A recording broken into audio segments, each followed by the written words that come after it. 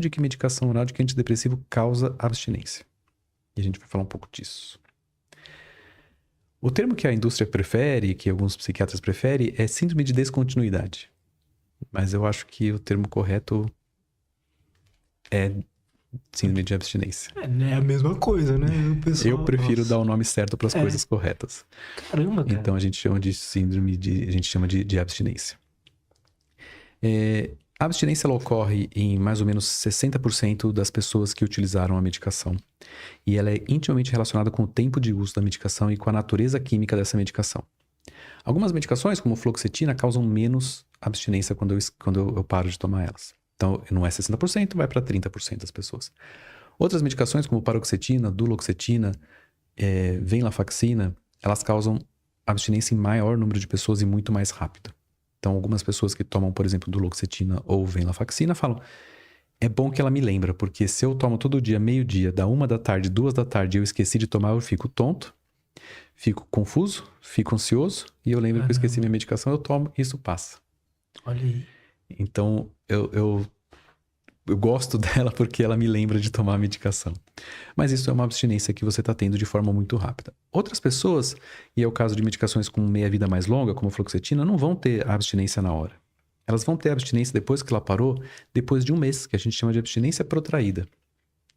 Ela tem uma meia-vida tão longa, a medicação, 60 horas, ela se acumula nas gorduras, no corpo, que eu fico com um depósito, uma reserva no corpo. Essa é a hipótese mais provável para eu ter uma abstinência protraída, uma abstinência que acontece depois de um mês que eu parei a medicação, que eu vou lentamente soltando medicação de reservas corporais para o sangue, mantendo um certo nível de medicação, e quando esse nível acaba, então acabou minha reserva, porque eu passei 5, 10 anos tomando, eu faço abstinência. E aí, como está tão longe do evento que é a parada, eu não consigo fazer essa relação. Então, o trabalho do Mark Horowitz, que é um trabalho seminal nisso, inclusive ele escreveu um livro chamado Maudsley Deprescribing Guidelines. Ele ensina a gente a desprescrever medicação. Maudsley é um hospital psiquiátrico de referência no Reino Unido. É um hospital super importante. Ele tem o Prescribing Guidelines, como eu prescrever e como eu desprescrever. Ele fala, olha, eu não tenho uma relação linear de ocupação de receptor de serotonina ou ocupação de receptor de GABA, no caso dos benzodiazepínicos, que são os calmantes, pregabalina, gabapentina também entra nisso. Eu não tenho uma relação linear de quanto mais medicação, mais receptor eu ocupo. Então, com 20 miligramas de fluoxetina eu ocupo 10%, com 40 eu ocupo 20%, não é uma relação cartesiana linear, é uma relação hiperbólica. No caso da fluoxetina, por exemplo, com 75 miligramas de fluoxetina, eu ocupo 80% dos receptores de serotonina. Com 150, eu ocupo 81%. Com 300, eu ocupo 85%. Então, eu não tenho uma relação linear. E a gente não tem nem relação dose-resposta também. A gente tem um trabalho chinês desse ano, do começo do ano, que ele examinou os antidepressivos mais comuns, os 21 antidepressivos mais comuns, e eles não conseguiram encontrar uma relação de dose e resposta. Então, mais medicação não traz mais resposta. Eu tenho uma dose, essa dose ela ocupa 80% dos receptores, ela é estudada na farmacologia da medicação, mas não quer dizer que se eu aumentar a dose, aumentar a eficácia. Então, 50 gramas de... É comum essa ideia, né? De, não funcionou, vamos tentar aumentar a dose primeiro, aí depois troca o remédio, não é uma coisa assim? Isso, é uma orientação da indústria comum, é uma coisa comum de se fazer, mas eu não tenho uma base de evidência científica que me prova que aumentar a dose me aumenta a resposta. Eu tenho pouca coisa no mundo natural que é linear. Claro que depende da escala, mas pouca coisa no mundo é linear. E isso é uma das coisas que não são lineares. Com pouca medicação, com aproximadamente, por exemplo, da fluoxetina, com 10 miligramas de fluoxetina, eu já tenho a maior parte dos receptores de serotonina ocupados por 60 horas. Então, eu não tenho uma relação de aumentar a dose para aumentar a resposta. Mas eu aumento efeitos colaterais.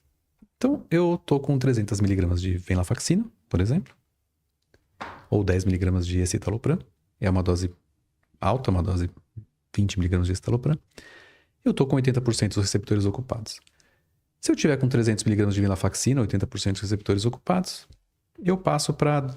Primeiro, eu quero parar a venlafaxina. Então, você vai ser orientado muito provavelmente pelo médico a de 300 ir para 150, 50% de redução. Você continua com 80% dos receptores ocupados. 81, 85. Conseguiu tirar bem? Lutz, metade foi bem?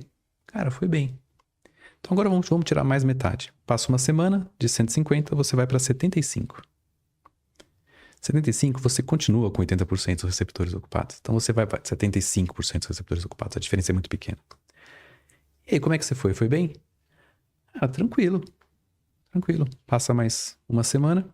Agora vamos para 37,5 miligramas. 37,5 você cai para 40% de receptores ocupados. Nossa, piorei. O que é o piorei? Quais são os efeitos da abstinência? Primeiro você vai pensar, piorei. Piorou? Então a gente não pode tirar. Quando a gente tirou, você piorou. Vamos voltar para 75? Você volta para 75. Eles não pensam nisso não, cara. O Mark Horowitz precisou avisar a gente. Voltei para 75. Voltei para 75? Cara, me sinto bem. 2, 3 dias você tá ótimo. Quando você começou o antidepressivo, te falaram que era 6 meses. Agora em 3 dias você resolveu. Porque é abstinência. Não é depressão que voltou. Putz, que loucura. Vou tentar mais uma vez. Vou passar para 37,5. Passo para 37,5. Cara, eu tô muito ansioso. Eu não consigo dormir. Eu tô agitado. Eu tô incomodado. Eu não consigo focar. Eu acho que eu tô voltando a ficar pior do que eu tava. Realmente, a pessoa vai pensar que eu sou uma ebulição de sintomas e eu tenho uma tampa, que é 75. Mas vamos garantir, vamos para 150 de venlafaxina. Nossa, agora eu tô melhor mesmo do que eu estava antes. Tô melhor com qualidade de vida? Não. Minha qualidade de vida continua ruim. Continuo com disfunção gastrointestinal, com constipação, continuo com disfunção sexual, continuo com uma série de problemas que são os efeitos colaterais, mas é muito melhor do que viver aquele momento que eu vivi com 37,5 de angústia, de depressão, de ideação, de ansiedade, de um choque que vinha na cabeça, de um choque no corpo. Quanto tempo dura uma abstinência? Depende. Esse é outro problema da abstinência. Ela pode ser curta, pode ser de semanas, pode ser de dias, como pode ser de anos. E é difícil diferenciar, por exemplo, da abstinência por uma depressão real? Ou tem maneiras fáceis de identificar isso? Pro olho treinado é bem fácil de perceber, mas uma pessoa que pode entender que se eu tiver um sintoma, e isso que é uma parte da clínica, de quem faz a desprescrição, eu tenho que ter um sintoma neurológico mais um sintoma psiquiátrico. Isso é uma abstinência. Quais são os efeitos mais comuns Quais são os efeitos mais comuns da abstinência de medicação psiquiátrica? Varia um pouco entre as medicações, mas basicamente são os mesmos de tontura, náusea, sintomas gripais, uma coisa que ninguém reconhece, mas nariz, olho escorrendo, sintomas gripais. Transtornos gastrointestinais com constipação e diarreia. Muitas vezes a pessoa tem um negócio bem específico da venlafaxina, que chama de brain zaps, ou um choque elétrico no cérebro. Parece que alguém deu um choque elétrico no cérebro e você dá um negócio. Outra coisa é beliscão na pele. Então a pele inteira, fora, não tem nada a ver com o cérebro, não é emocional, mas eu sinto agulhas no corpo. Isso é uma queixa muito comum. E a mais característica é a imagem do meu cérebro demora para formar. O cérebro tá solto na cabeça. Eu olho para você aqui, eu olho para cá, a imagem demora para acompanhar. Caramba, cara. Isso é muito comum. E isso... Tem um delay. Tem um delay na formação da imagem. Caramba. Isso é um efeito de abstinência e ele vai vir junto com uma piora do humor. Vai vir junto com a ideação, vai vir junto com a irritabilidade, vai vir junto com insônia, vai vir junto com déficit cognitivo. Aí eu tenho um quadro que eu entendo, olha, isso é abstinência. Se eu tiver na dúvida ainda, eu volto à medicação na última dose que você tomou. Espero 3 dias, 5 dias. Passou? Passou. Nunca foi. Sempre foi abstinência. Então eu consigo diferenciar por aí. Então eu tenho como reconhecer quando é um, quando é outro. E na dúvida volta. Não estou proibindo. Você está num processo. E desprescrição é um processo longo. É um processo que vai durar, às vezes, anos para a gente conseguir tirar a medicação. Se você desejar, é um processo que dura anos. Depende bastante de quanto tempo você tomou ela. Porque o uso dela anterior prevê uma dificuldade maior. E sempre existe uma relação de pessoal, de quanto tempo, como eu me adapto à vida sem essa medicação. E quão perigoso é alguém, por exemplo, acordar amanhã e falar assim, não, nunca mais vou tomar e joga fora e fala assim, não, vou seguir a vida assim. Todo mundo tem um tio que um dia acordou, pegou o cigarro, jogou no lixo e parou de fumar. Todo e mundo aquele tem outro essa tio pessoa, que é que tá há 30 anos falando que amanhã para, tá só nos 5 o cigarros. último. E é o último hoje e não consegue parar. Então existe uma suscetibilidade individual. 60% das pessoas vão ter sintomas, os outros 40% não vão ter. Então sempre vai ter aquele cara que comprova a regra, que é a exceção, que comprova que a medida foi bem feita. Eu tenho depende da classe de medicação, eu tenho um risco de acontecer. Eu tenho algumas classes de medicação que vão causar mais psicose, né? Perda de racionalidade. Eu tive uma paciente que ela resolveu parar a quetiapina de um dia para o outro. A quetiapina engorda, me causa mal, eu não quero mais tomar. A minha psiquiatra não concorda, eu vou parar mesmo assim. Ela mora em Santos, ela foi encontrada pelo marido em São Bernardo. Como eu vim parar aqui?